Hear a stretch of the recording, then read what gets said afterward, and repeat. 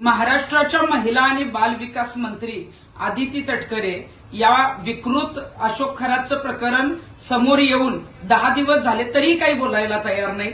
महिला सुरक्षितता, महिला सक्षमीकरण आणि बालकांचा विकास यासाठी त्यांच्याकडे हे कॅबिनेट मंत्रीपद आहे।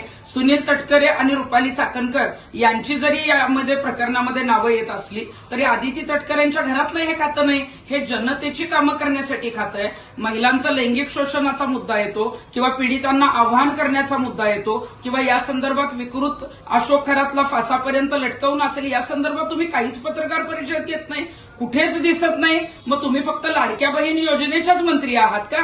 कारण या संदर्भामध्ये कुठल्या विकृत अशोक खरातच्या प्रकरणात तुम्ही पूर्णपणे अदृश्य आहात, गायब आहात। आता तरी समोर या आणि महिला बाल विकास मंत्री म्हणून या बाबतीत तुमचं काय म्हणणं आहे हे आम्हाला कळू द्या। कारण तुम्ही गायब आहात म्हणून नाही तर मग 2 दिवसात तुमचं जर स्टेटमेंट आलं नाही तर आम्हाला वॉन्टेड म्हणून ती जी आहेत ते फोटो पत्रकं जी आहेत ती आम्हाला जनतेने वाटावे लागतील आणि तुमचं जे काय म्हणणं आहे त्यासाठी जे आहे ते तुम्हाला शोधावं लागेल।